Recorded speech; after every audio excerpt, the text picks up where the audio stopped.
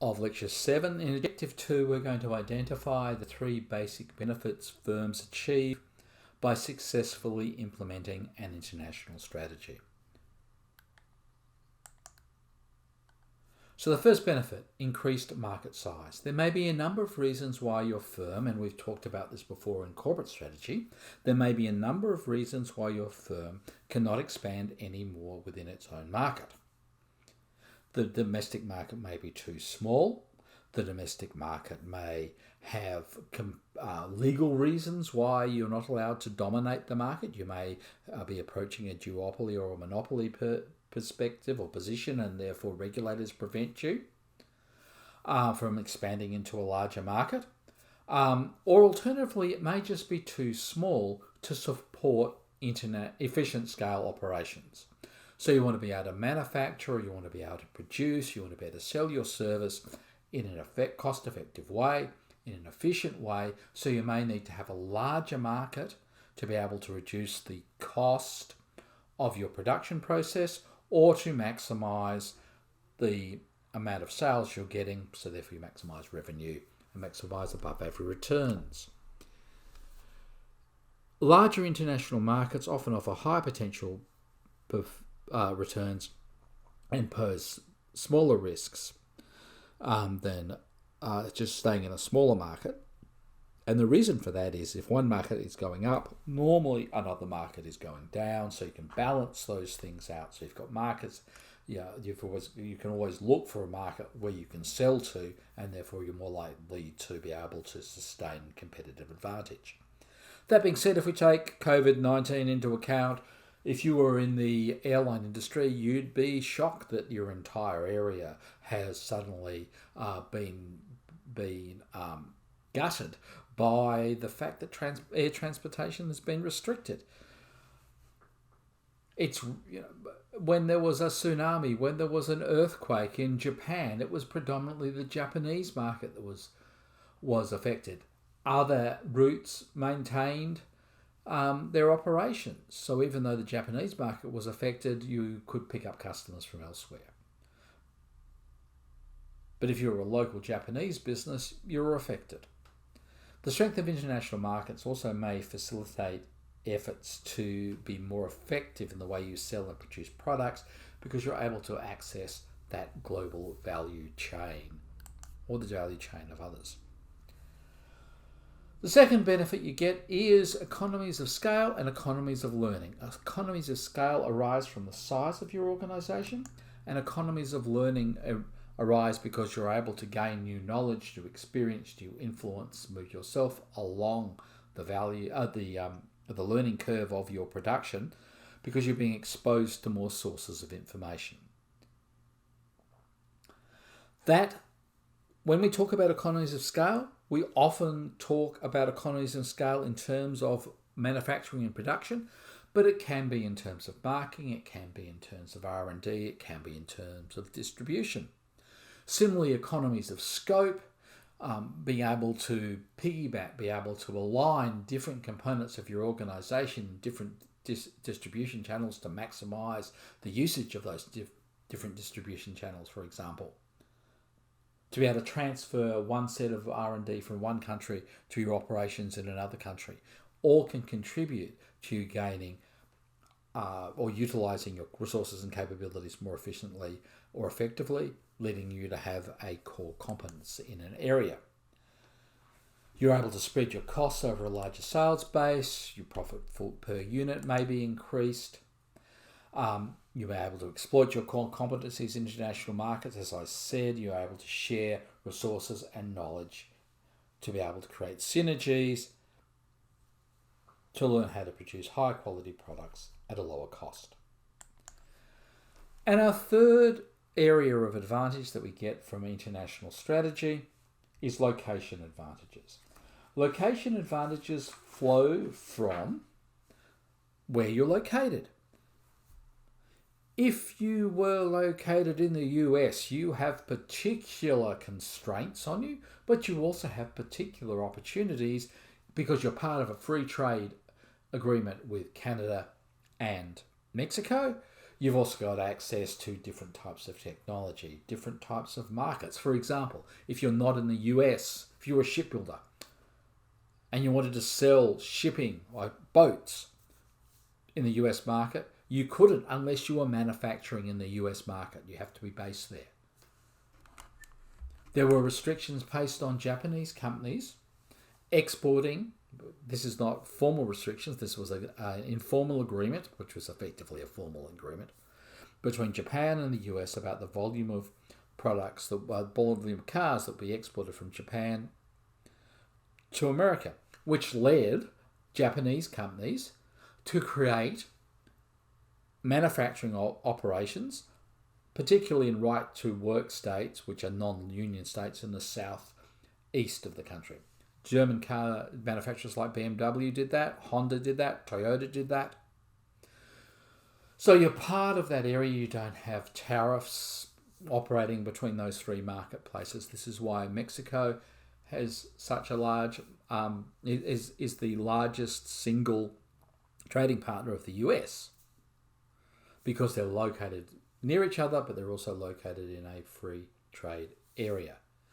The reason the Association of Southeast Asian Nations established AFTA, and we've expanded that beyond the Asia Free Trade Agreement to other agreements, is to get the advantages of location and therefore operating in an area. But you might also just want to be located close to critical resources or raw materials, or the best universities for R&D, or low-cost labour, or energy, or suppliers, or next to your key customers. One of the reasons that Thailand established the border, through the Board of Investment, established a set of free trade areas and focused industrial areas called BOI areas on the eastern seaboard of Thailand, from Chonburi to Rayon and beyond, was so that they could attract manufacturing to that area. They attracted Japanese vehicle manufacturing particularly, but they've also attracted European vehicle manufacturing and now Chinese vehicle manufacturing, and that brought a range of other companies that would supply that value chain into the country as well, creating an industrial hub, producing particularly SUVs and light trucks. The most recent company to enter that market has been Shanghai SAIC. They're manufacturing the MG in Thailand. But Nissan and Mitsubishi have a joint venture plant that also manufactures Mercedes pickup trucks, utes, utility trucks, light trucks. And there's a range of other vehicle manufacturing that happens there. Sometimes cultural influences may be advantage. You might have a strong cultural link between your country and another country, or your product and another product, that make it advantageous for you to operate in a particular country. And sometimes you're trying merely to affect the perception of physical difference. When we lived in Dubai, one of the things that you would notice frequently when you went shopping in the large discount department stores, or for electronic goods, you'd find that they'd list which country they were made in. And one of the reasons for that was the perception that if it was made in Europe, well, it was better than made in Japan. If it was made in Japan, it was better than made in China. And if it was made in China, it was better than made in Vietnam, and so on. So you've got this perception being piggybacked on. This is why you see vehicles that are have European design. Hyundai's designed in Europe. Kia, designed in Europe. Well, they may be designed and styled in Europe, but most of the technology comes from Asia. Most of the manufacturing occurs in Asia, though Hyundai does have a plant in Eastern Europe, in Poland. And one in Hungary as well, if I remember correctly. Very close to where the BMW Mini plant is. Not the Mini, the small Mini, the Mini Countryman. So those things also influence location choices. So you have these three areas that influence your you're trying to achieve, you're trying to gain from in international strategy. Increased market size, economies of scale and learning, and location advantages. Now, there are more complex models than this. And if I was teaching, as I do elsewhere, international business, we'd spend weeks on this because there are lots of other forms, lots of other descriptions of the way that firms select and go international. But this is a model for this linear strategy model, and it's which we're dealing with the international strategy in just a week, opportunities, outcomes of international strategy. So let's move on to objective 3, in which we're going to talk about the main objectives. The main strategies. All right. There are 4 main strategies. The 4 main strategies are described slightly differently. There are a couple of models of this. The model we're going to use has 1 international business strategy and 3 international corporate strategies. So, an international business strategy is a strategy that builds on the business level strategies that you're using to gain competitive advantage in your home market. Cost leadership, differentiation, cost focused leadership, focus differentiation, or cost leadership and differentiation. What you are trying to achieve in that international business strategy, I'm going to come back to this in a minute, is you're trying to take what you do well, what's given you this advantage in your home market, and move it across to a different market without much change. That works when there's low pressure for cost synergies or for cost and synergy gains, and there's low need to respond to the local market, to change your product to meet specific needs of the local market that you're exporting to, the export market or the overseas market that you're manufacturing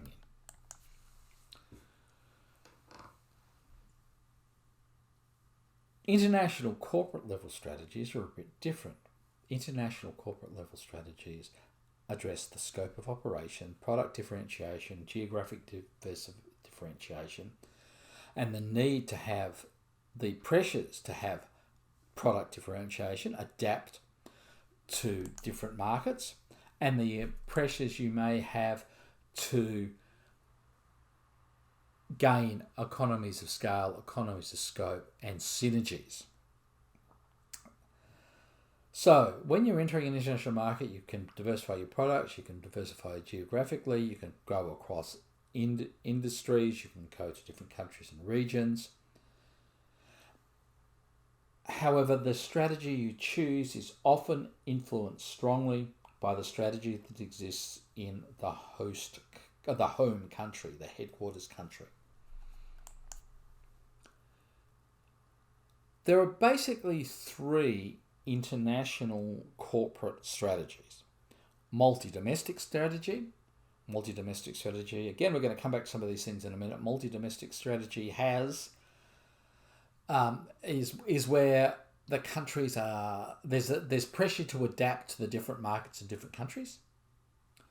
Global strategy is where there's not much pressure to adapt to different markets, but there may be a lot of pressure to gain synergy or to gain cost or reduce cost, gain cost advantages, reduce cost of production. And transnational, which is a combination of those 2. Every international strategy has to be based on 1 or more core competencies, but sometimes when you're looking at international business level strategy, and sometimes when you're looking at therefore the strategy, the corporate level strategy, you can find that firms may emphasize different competencies in different markets. So, flipping back to international business strategy. It's important, if the firm is not born global, that it develops a clear idea of its domestic business strategy and therefore its domestic corporate strategy before it goes global, before it tries to export internationally. That is the foundation of the domestic to global transition. But that also reflects the older model of international strategy, which is a staged approach to international strategy when you're seeking one of those three advantages by responding to the incentives to internationalize. And we've said, particularly in relation to the product lifecycle staged model, that that's not the only way that you can expand. There are other ways to expand. You may be born global, you may expand, or you may be a rapidly internationalizing firm that needs to have a regional or international market, or may have a company structure where your customers are a few customers, but they are around the world. Military security systems, mining technology companies, few companies around the world.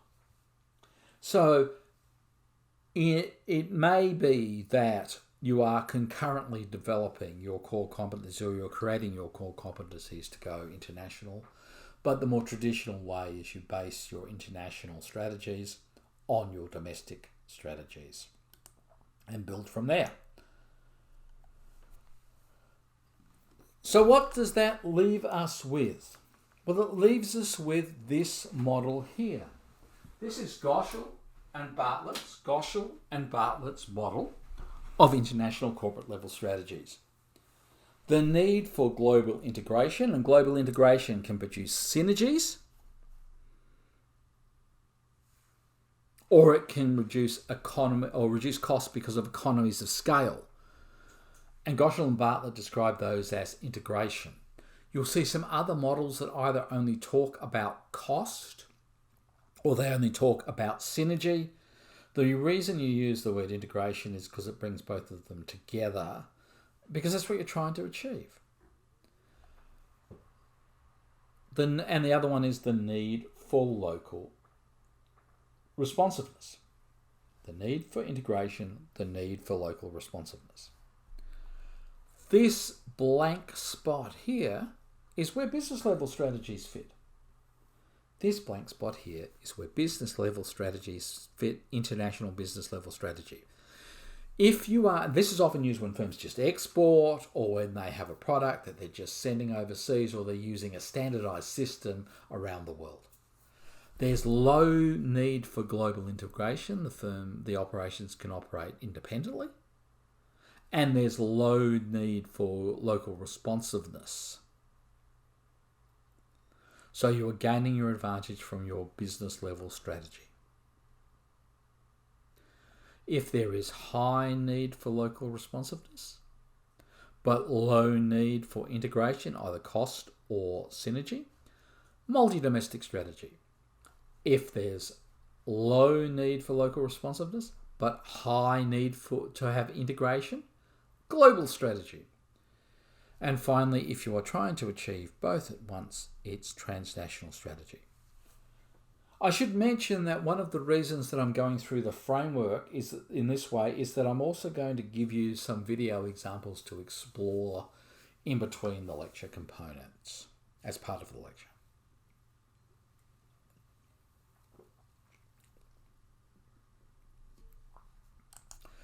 Right. So, in a multi-domestic strategy and operating decisions are centralized to the strategic business unit. Why? Because you're bringing the decision making closest to where the business unit is making its decisions. You are trying to match the needs of the local market. Now, the needs of the local market can be quite different across countries. It may still be based on the same core area. In Australia, you can buy Nivea moisturiser that also is bronzing, so it tans your skin so you look like you've got a great suntan. And you buy it predominantly in supermarkets, though in some chemists, pharmacies. But you also buy in particular sizes, and they tend to be relatively large packs, but set at about a $15 to $20 or $10 to $20 range. In many countries in Southeast Asia, the same product is sold, but it doesn't bronze you, it's aimed at whitening. it's aimed at lightening the skin tone. I just think that everyone wants a different skin tone, a different hair. If people have got straight hair, they want curly hair. If people want curly hair, they want straight hair. It's just what it is. Or maybe it's just how we're marketed to. Those products have been adapted and changed for different markets. That's multi-domestic. It used to be that vehicles in the US had terrible sloppy suspension and rigid, really loose transmission that was easy to move, while European cars had fairly firm suspension and sports shifting and higher gearbox ranges and a range of other things because of the style and the need in the different countries. People in America buy giant boxes of washing powder, as big as a desk, almost. In Australia, we tend to buy medium size. The biggest bottle that's available at the normal supermarket, I think, is 4 litres. The biggest bottle that's available in a Thai supermarket is a litre. And there's plenty that do just 2 washes. And the same with the packets of washing powder, as distinct from liquid laundry liquid. Those things are designed and changed for the differences in the marketplace. And the reason that you have more focused multi-domestic strategy is to adapt your product. But your product doesn't need just to be the product features. It could be the way it's distributed. There may be different legal constraints on the way things are distributed. What can be sold in a pharmacy? What can't? Do you need a license to sell alcohol or not? Does the person need a license to buy alcohol, as you do in Dubai, as distinct from being able to? And even in Australia, if you look at different states, there's different rules about who can sell alcohol, both in takeaway alcohol and in restaurants. But when you look across countries, there's dramatic differences. Business units in countries can therefore operate to an extent independently. The strategy assumes markets differ from different countries and regions, and the focus is on competition within each market. Global competition, the firm tries to standardise their products across their countries and markets, with competitive strategy being dictated by the Home Office. Consumer electronics like Samsung TVs or iPhones are a good example of that.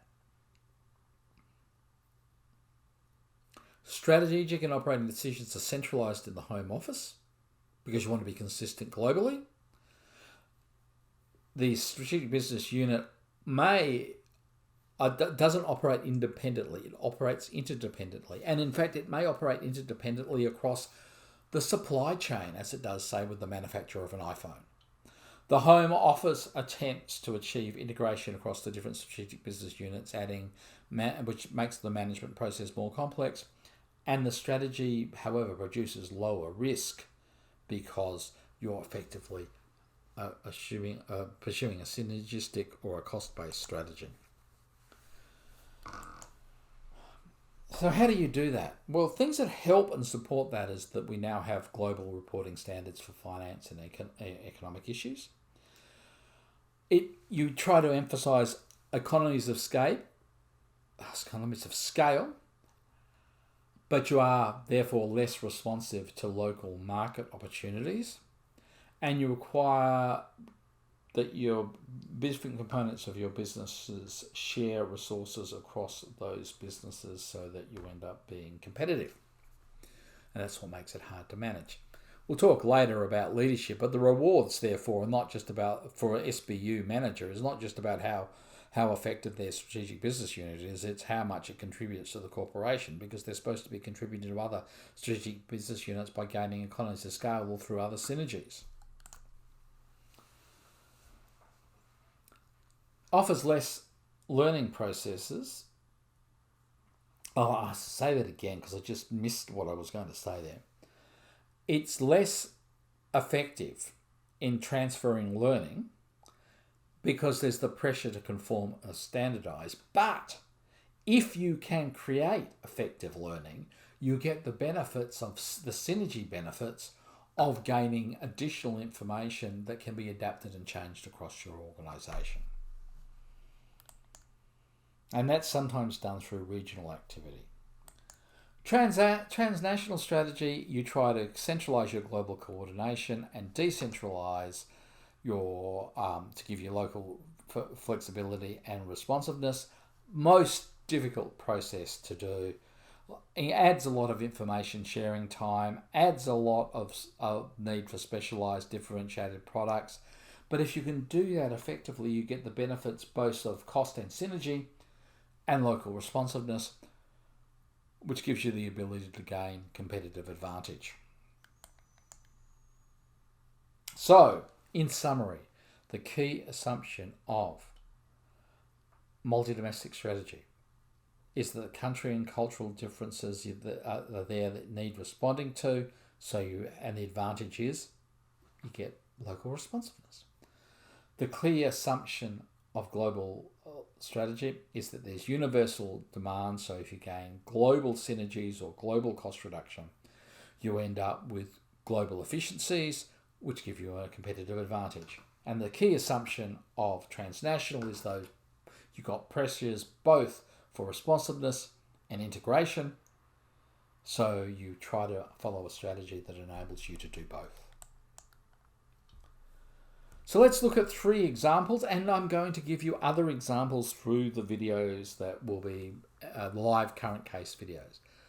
So Unilever historically has followed a decentralised approach in which regional managers gain autonomy. They can produce products in the size, the shape, the formulation, and have dramatic, often differences in brands, but often using, but often being able to match the local needs of their local marketplace.